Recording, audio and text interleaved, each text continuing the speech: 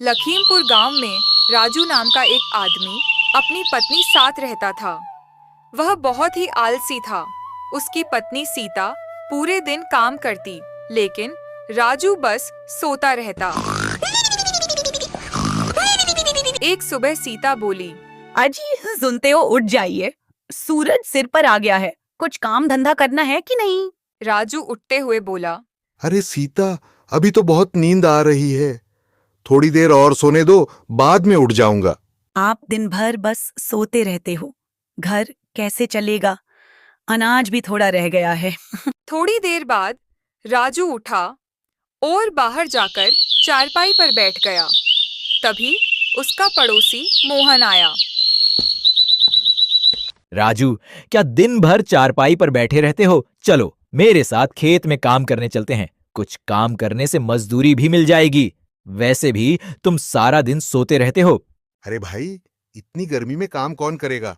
मुझे तो आराम ही अच्छा लगता है। तुम चले जाओ। शाम को सीता थकी हुई घर लौटी। उसने पूरे दिन लोगों के घर काम किया था। वह बिना आराम किए खाना बनाने लग जाती है। मैं पूरे दिन काम करती हूँ और आप कुछ नहीं करते। अगर ऐसा ही चलता रहा तो हम भूखे मर जाएंगे।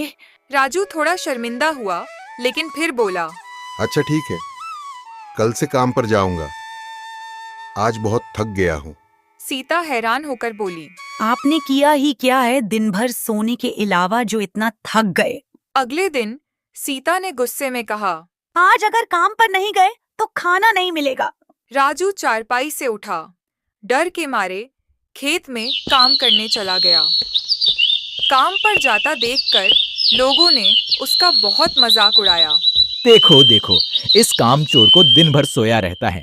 हाँ भाई, सही कहा तुमने। सिर्फ अपनी पत्नी की कमाई खाता है, आज काम पर जा रहा है। राजू चुपचाप वहां से सब सुनकर खेत में चला गया। थोड़ी मेहनत करने के बाद उसे समझ आया कि मेहनत से ही पैसा और सम्मान मिलता है। सीता सही कहती थी। अब मुझे आलस छोड़ना होगा।